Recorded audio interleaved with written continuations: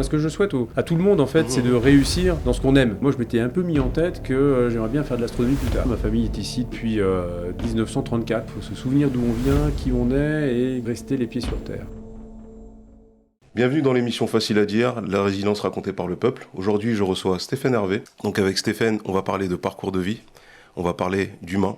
Voilà, l'idée, c'est pas de parler forcément de ton rôle ni de ta fonction. Je pense qu'il y a plein de médias qui te permettent de t'exprimer sur ce sujet. Donc merci Stéphane déjà d'avoir accepté l'invitation. l'invitation. Merci de l'invitation, merci beaucoup. Si tu t'adresses à une personne qui doit retenir qui est Stéphane Hervé, qu'est-ce que cette personne doit retenir de ton parcours ? Alors en un seul mot, c'est compliqué, hein, mais je vais essayer de me prêter au jeu. Moi, je suis quelqu'un qui cherche à être toujours naturel dans la relation. Enfin, réellement, moi, je suis nature. Je cherche pas à composer, je cherche pas effectivement à prendre un rôle. Ça m'intéresse pas. Malgré mes fonctions, effectivement, on pourrait se dire, bon voilà, ça oblige à une certaine distance ou une certaine hauteur par rapport aux autres. Et moi, j'ai toujours dit que je voulais absolument rester moi-même. Et moi-même, c'est je dirais, quelqu'un de simple. Voilà, moi, j'ai pas de.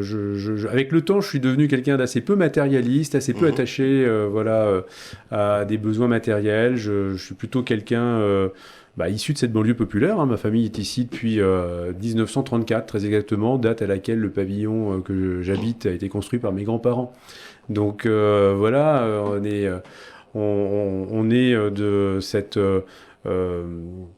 banlieue populaire, ouvrière. Mes parents ont mieux réussi que leurs parents, et ainsi de suite. Voilà. Donc moi, je suis simple et je cherche toujours je dirais à avoir cette relation naturelle et simple avec quelqu'un. Donc, c'est vraiment ça qui, moi, me caractérise, avec humilité aussi, parce que malgré les fonctions, on n'est pas expert en toute chose, on n'a pas une vérité absolue qui s'impose aux autres. Donc voilà, moi j'ai toujours dit, et je le dis d'ailleurs à mon entourage, mes collègues, les personnes qui travaillent avec moi, de toujours aussi fructifier cette humilité. Il faut se souvenir d'où on vient, qui on est, et rester les pieds sur terre.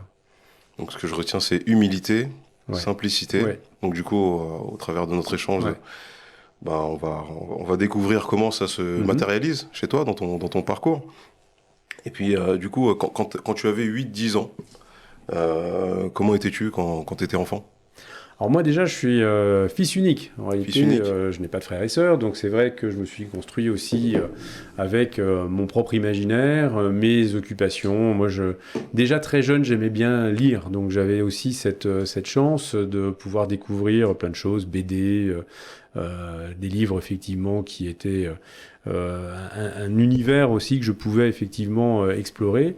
C'était quelque chose qui me caractérisait un peu. Alors à l'époque, un peu de sport, judo, parce qu'effectivement, j'ai été très peu de temps dans un club de judo qui n'était pas sur Bondy, donc il n'a pas tenu longtemps. J'ai fait 2 années de judo, donc c'est vraiment pour dire que j'ai fait l'initiation et puis ça s'est arrêté à la ceinture jaune. Okay. Donc voilà, et puis très très rapidement piano. Piano, parce que j'ai fait du piano 36 ans quand même. 36 ans en école de musique. Pendant 36 ans. Ouais, tout à fait. Et donc, du coup, c'était vraiment là où je dirais que j'ai eu mon univers qui s'est vraiment le plus développé, exprimé, et où aujourd'hui, je continue d'ailleurs à pouvoir me mettre au piano et jouer. C'est une forme d'exutoire. Mais donc, à 8-10 ans, je commençais tout juste... ça faisait déjà... je commençais à 6 ans, donc ça faisait déjà 2 ans, à 8 ans que je faisais du piano. Et c'était déjà quelque chose qui me plaisait beaucoup. D'accord. Et donc tu évoques ton univers. Ouais. C'était déjà ton univers à 6, 8, 10 ans. Exactement. Le piano, l'initiation au judo, la lecture, les BD, etc. Comment si tu devais mettre des mots, comment tu le définis ton univers à cet âge-là ? Je le dirais assez simplement, c'est un univers... de découverte, de plaisir aussi, d'arriver à réussir quelque chose. Tu vois, on apprend des œuvres assez simples généralement au piano. D'accord, au piano. Okay. Mais de réussir quelque chose, d'avoir cette fierté, d'aller jusqu'au bout, c'est quelque chose qui me reste, ça. Et puis de découvrir aussi des horizons différents. Moi, j'étais pas forcément très télé, j'étais pas forcément effectivement cet imaginaire un peu visuel, mais se constituer son imaginaire à soi, ces musiques qui nous... Enfin, j'avais cette imagination qui me venait effectivement des écrits, de la musique, qui me permettait de me construire un peu mon univers. Donc ça, effectivement, c'est quelque chose qui me caractérisait. Et puis alors, j'avais des choses en parlant qui me reviennent. Je sais que j'ai toujours été plutôt intéressé de mythologie grecque et latine. D'accord. Donc c'est vrai que j'étais incollable sur Ulysse et l'Odyssée. Je connaissais aussi bien les dieux grecs que les dieux romains. D'ailleurs, ça m'a permis de faire le pont avec la science et avec les planètes, l'astronomie. Enfin voilà, j'avais tout cet univers-là qui commençait entre guillemets à s'éveiller, à se dessiner en moi. Et puis effectivement, j'avais vraiment envie d'aller plus loin. Et puis du coup, sur les années qui ont suivi, qu'est-ce que ça t'a apporté? En quoi ça a pu te servir justement de s'intéresser à l'astronomie et puis de développer ta créativité, ton imagination? Alors ça m'a surtout au début donné l'idée peut-être d'en faire un métier.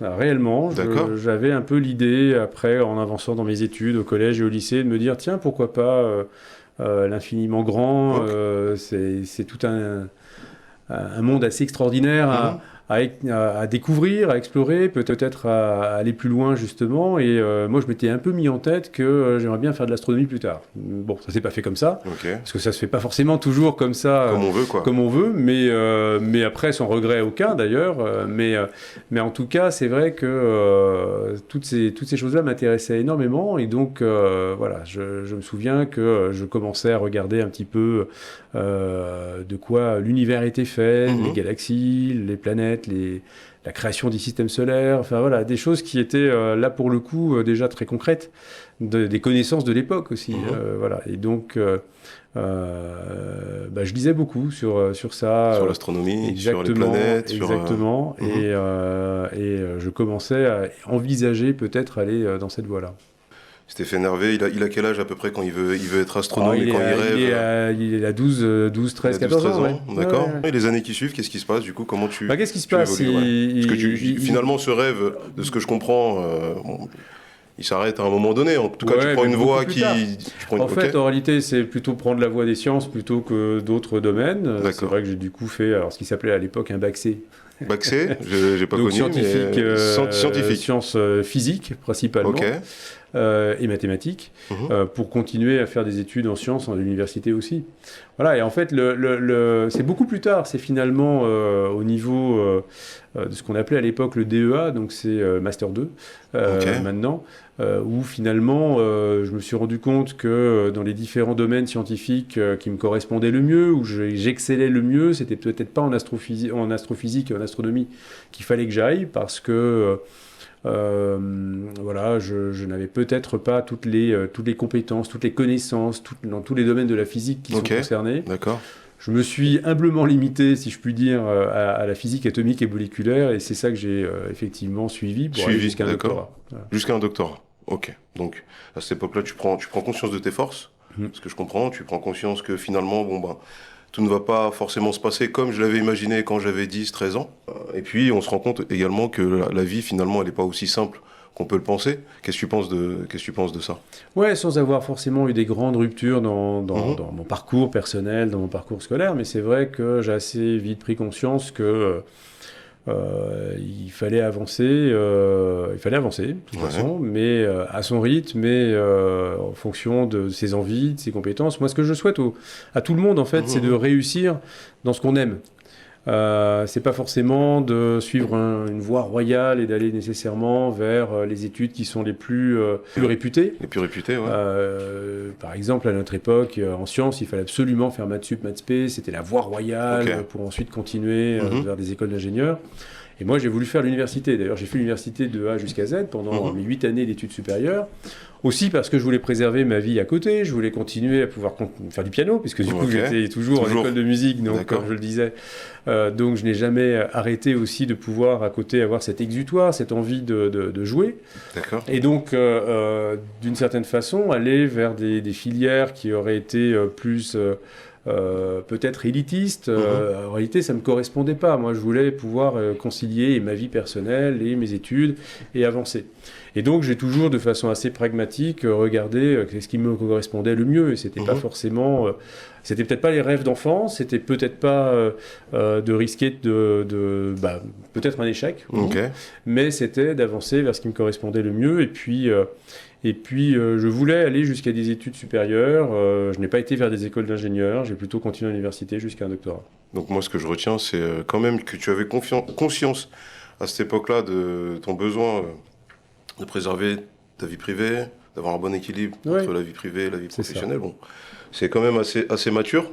Je pense que c'est important de savoir ce dont on a besoin pour évoluer. C'est ce que je souhaite à tous, c'est surtout de toujours regarder son équilibre personnel, parce que j'ai vu trop d'étudiants qui, en voulant aller justement vers des études, ceux qu'on disait être la voie royale, finalement en fait se casser la figure, parce que ça ne leur correspondait pas. Il vaut mieux finalement réussir une formation peut-être moins réputée, mais bien, avec des très bons résultats.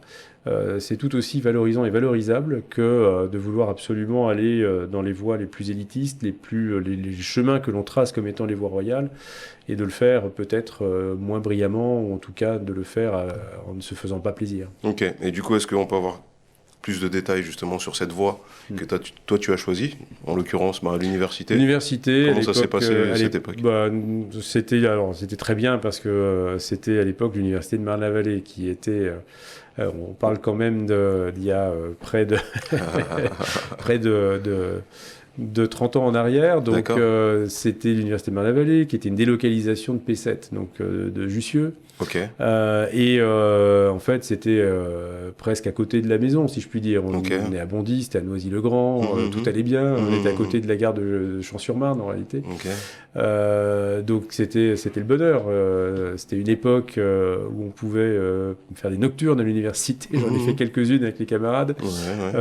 C'était à l'époque où arrivaient les premiers ordinateurs, les premiers internets, les premiers mails. Et on était en filière scientifique, donc on avait tout ça. Donc on était un peu les pionniers un petit peu par rapport aux collègues à l'université, les autres étudiants dans les autres filières. Et c'était une période... On s'approche des années 2000, il me semble. Là, on est en 95, entre 95 et 97. On s'approche des années 2000. Donc on s'approche tout doucement. Donc c'est pour ça, c'était un parcours assez classique d'étudiants qui prenait le temps entre les cours, les travaux dirigés, et prenait du temps pour soi aussi. Voilà.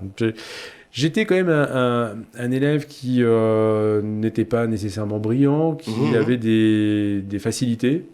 Et du coup, je l'avoue, je me reposais un peu sur ces facilités. Donc je travaillais juste ce qu'il fallait pour réussir, mais je n'étais pas forcément toujours parmi les meilleurs élèves. Moi, j'étais un élève tout à fait juste ce qu'il faut, voilà, exactement.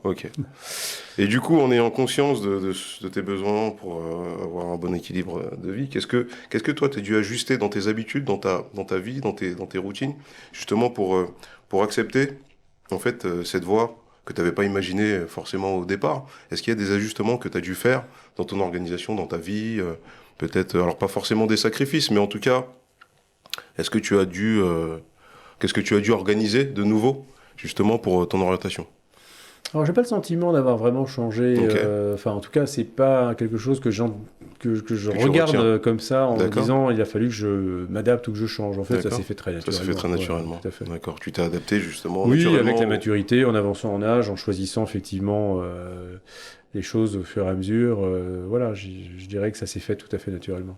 Du coup, suite à ces années en université, tu décroches un master, de ce que je comprends.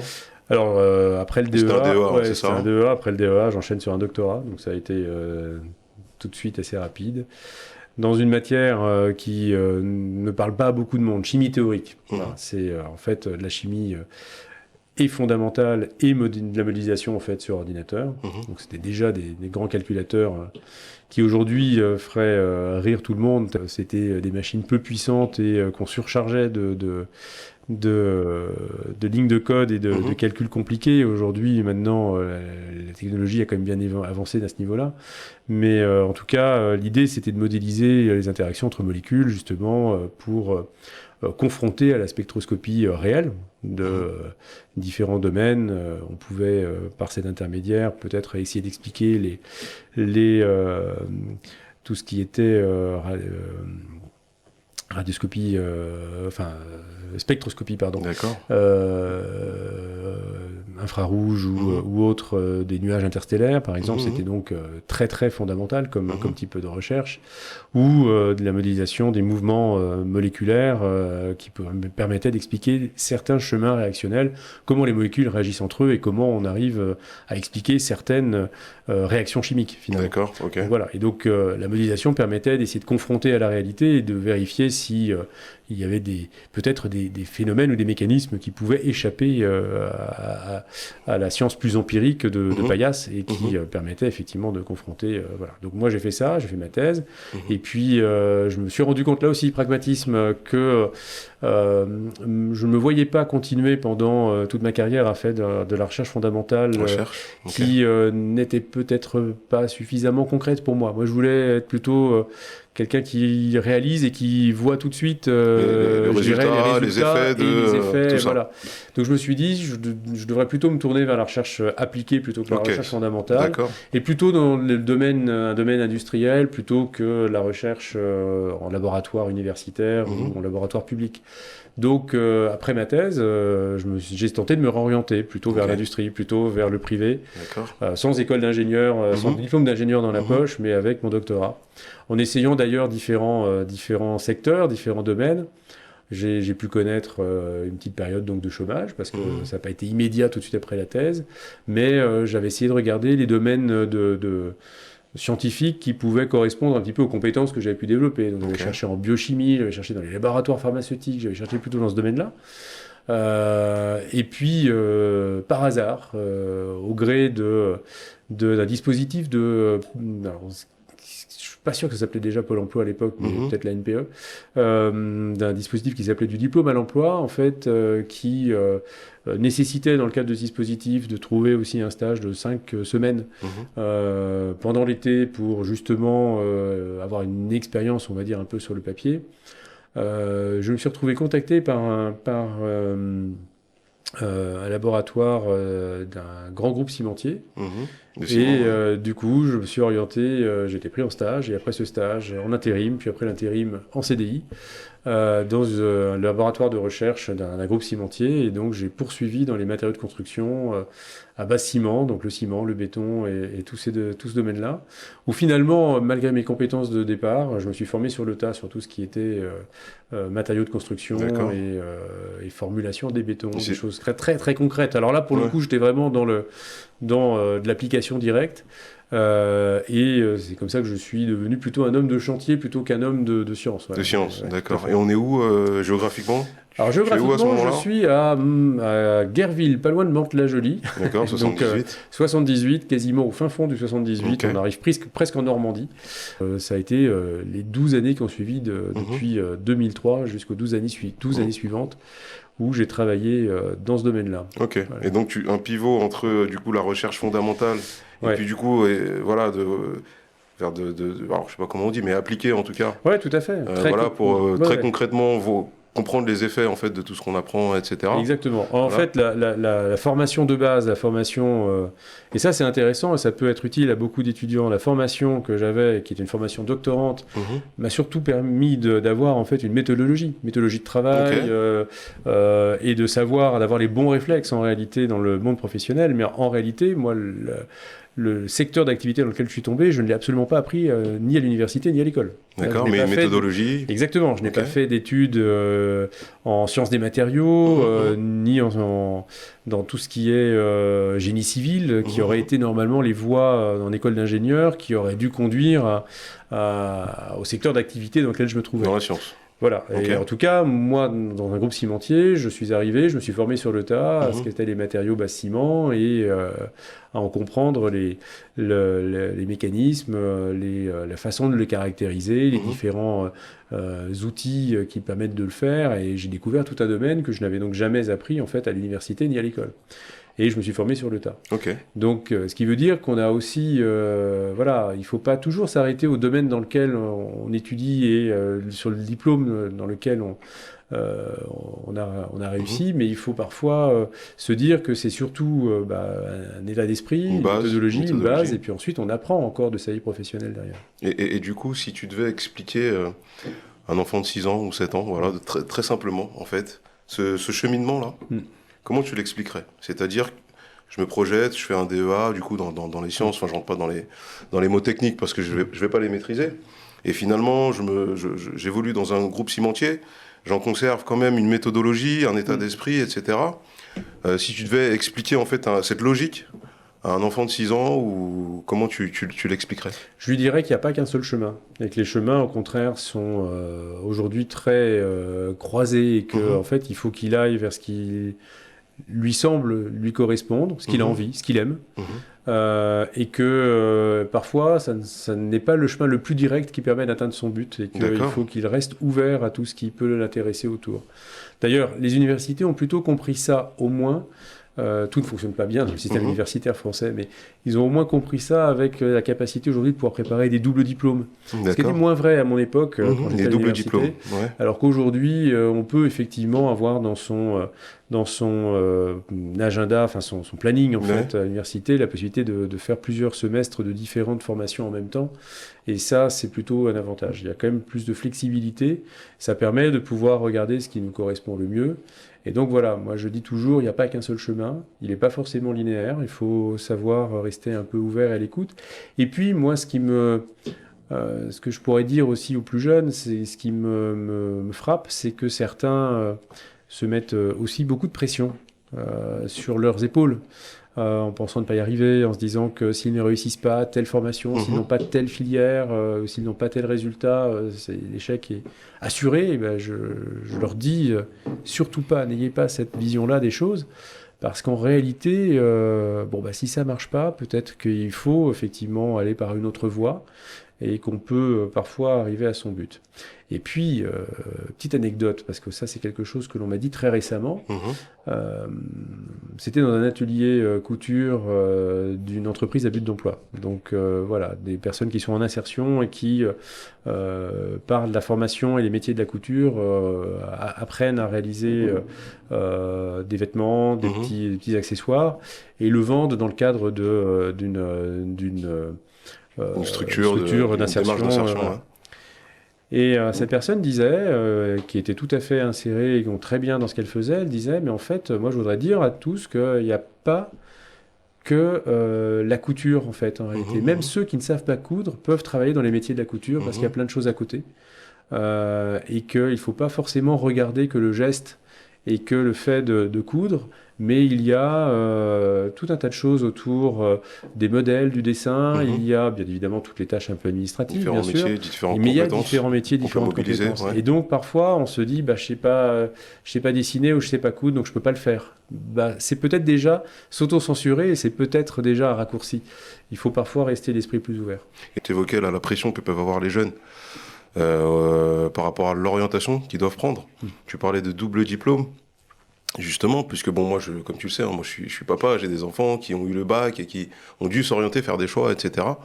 Et effectivement, je pense que c'est difficile, à mon avis, en tout cas je l'ai observé chez mes enfants, pour un jeune de 18-19 ans, en fait, qui à un moment donné obtient le bac et puis doit s'orienter. Ouais. C'est vrai que c'est difficile de se dire, à cet âge-là, sans expérience, je vais aller dans telle voie ou telle voie. Donc c'est vrai que l'idée du double diplôme, je la comprends. Mais ton message, en tout cas, je l'entends pour les jeunes, c'est important de se dire, il ne faut pas se mettre la pression, mais on va reprendre le titre de l'émission, c'est plus facile à dire qu'à faire. C'est plus facile à dire qu'à faire. Parce qu'aujourd'hui, les outils qu'on a pour s'orienter, en l'occurrence, je vais parler de Parcoursup, mais sans vouloir critiquer, puisque on ne fait pas de politique, mais les outils qu'on a pour s'orienter, finalement, ne sont pas suffisamment souples, je pense, pour ne pas se mettre la pression. Voilà, ça c'est ce que j'ai pu observer. Mais voilà, je soutiens en tout cas ce message de dire qu'il faut expérimenter en tant que parent. Moi, la pédagogie que j'ai pu adopter, puisque c'est aussi vraiment une question de pédagogie, c'est plutôt montrer par l'exemple. Voilà, et moi en l'occurrence je suis entrepreneur, j'ai des boutiques, etc. Donc ça a été aussi de montrer par l'exemple, parce que parfois les jeunes On peut leur expliquer en long, en large, en travers. Ils sont jeunes, donc voilà, donc faut l'accepter aussi. Ils ont peut-être besoin parfois de se prendre le mur en fait pour dire bon, bah finalement c'est pas là que je veux aller, ou d'avoir des modèles aussi, et que ce soit les parents ou en tout cas dans l'entourage. Oui, après c'est tout à fait vrai, mais on pourrait d'ailleurs parler de toutes les autres formations qui ne sont pas que des formations universitaires, les formations par alternance et autres qui permettent justement d'aller directement en fait confronter son apprentissage théorique à la pratique en fait en entreprise, et dont on sait que la vraie difficulté de ces formations, c'est l'accès à l'entreprise qui accepte d'accueillir des jeunes en alternance. Justement, c'est pas toujours évident quand en plus on n'a pas le réseau, et pourtant c'est vrai que ces formations aujourd'hui devraient être plébiscitées, puisque c'est davantage concret que des formations théoriques qui renvoient en fait l'étudiant à ensuite des cas pratiques que sur le tard et sur la fin de ses études. Donc c'est vrai que tout cela, normalement, devrait être beaucoup plus simple d'accès, et je partage ton avis. C'est vrai qu'aujourd'hui, on a plus l'impression que la façon de sélectionner, entre guillemets, ou de pouvoir accéder à des formations supérieures, c'est un peu la loterie, oui. En parlant de jeunesse, Stéphane, si tu devais adresser un message aujourd'hui à l'enfant que tu étais, à 10 ans, qu'est-ce que tu dirais à cet enfant? Je lui dirais ne change rien, continue. Je n'ai pas de regret en fait sur ma jeunesse et mon enfance, et en fait en réalité je lui dirais de ne rien changer à ce qu'il fait. Voilà. Ok. Est-ce que cet enfant avait des rêves, des doutes, des peurs? Ouais, oui, oui, il en avait forcément, et je pense que peut-être les ai-je encore, voilà, des doutes. Oui, moi j'ai toujours douté. Moi je considère qu'il faut douter. J'ai pas de certitude absolue, donc ça me caractérise, voilà. L'enfant que j'étais était beaucoup plus impatient que je ne le suis aujourd'hui. Ouais, à vouloir un peu tout de suite. Donc c'est vrai que je cherchais à aller vite, à essayer d'apprendre vite, de retenir vite, de savoir vite, voilà. Et en fait, je pense que parfois je m'y épuisais un peu et ça me semblait insurmontable. Okay. Je suis beaucoup moins impatient que ça aujourd'hui. Enfin, c'est, je pense, l'effet du temps, de l'âge, de la maturité aussi. Je laisse plus le temps au temps aujourd'hui. Donc il y a ce trait de caractère-là qui était une caractéristique. Donc le doute, oui, ça je l'ai encore. Je dirais que il n'y a pas, voilà, je pense avoir assez bien géré. Je dirais vraiment de continuer comme il était, ce gamin-là. Ok, ok. On le rassure, il s'en sortira, ça va aller, etc. Bah, et si on parle de doute, je pense tout le monde doute, tout le monde a des craintes, tout le monde a des doutes. Si toi tu devais définir un peu les doutes que tu aurais pu avoir ou que tu peux encore avoir aujourd'hui, est-ce que tu peux mettre des mots dessus? Est-ce que tu peux... Mes doutes, ils étaient plus sur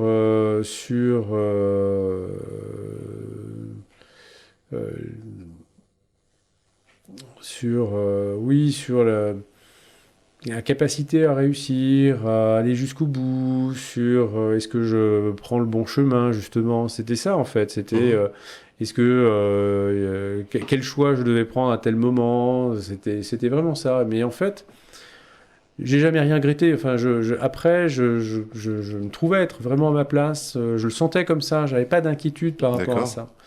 Mes doutes, ça pouvait être de me lancer justement, peut-être parfois dans des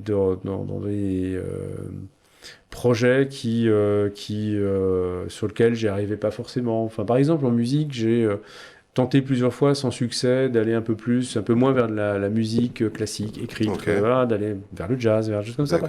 Ça, j'ai jamais réussi. Voilà, jamais vraiment réussi parce que j'étais pas bon en harmonie, j'avais pas le truc. Alors j'avais des camarades à l'école de musique qui allaient, c'était presque une seconde nature.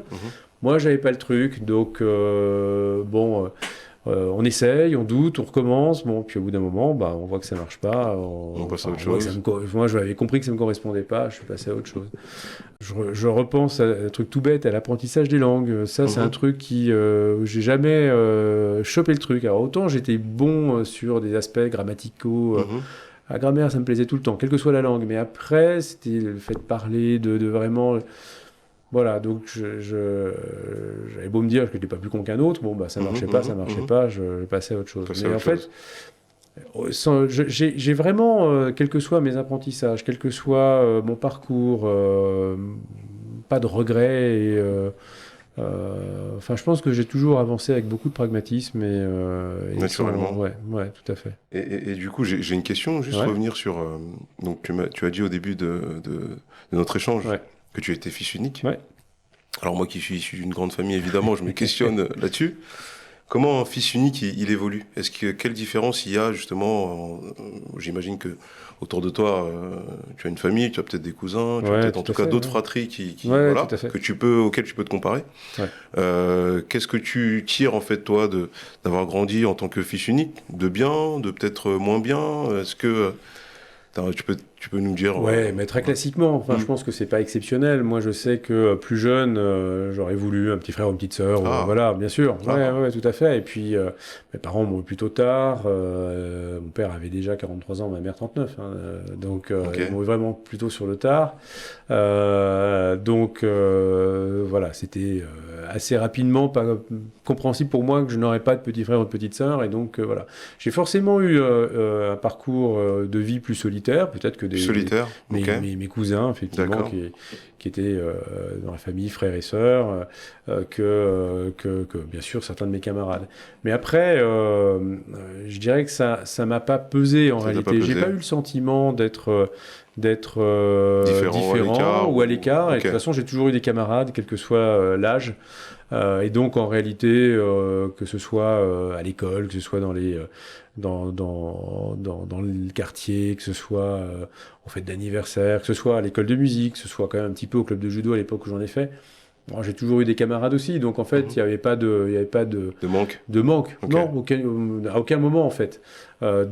Finalement, bon, mais malgré, voilà. Mais c'est sûr que j'ai dû, par rapport à d'autres familles, d'autres fratries, avoir quand même je dirais, des temps aussi où j'étais moi et moi plus seul. Peut-être que c'est ça qui a fait que je me suis tourné vers la lecture. Voilà, peut-être que dans un autre contexte, avec une fratrie, les choses n'auraient pas été la même histoire, bien sûr. C'est évident. Mais en tout cas, ça ne m'a pas pesé. Ça ne t'a pas pesé. Non.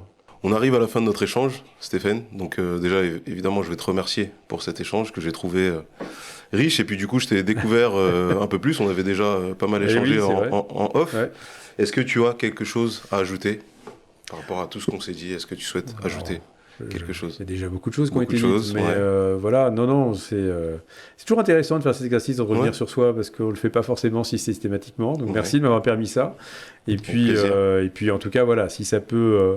être utile, au-delà de mieux me connaître ou de me découvrir, mais que ça peut aussi permettre aux auditeurs de justement trouver peut-être un peu plus leur chemin, j'aurais au moins contribué et j'en serais ravi. Donc merci Stéphane pour cet échange. C'était l'émission Facile à dire, la résilience racontée par le peuple. Derrière chaque rôle, il y a une histoire, les parcours sont différents, l'essentiel c'est ce qu'on choisit d'en faire. Voilà, je vous dis à très bientôt et merci de nous avoir écoutés.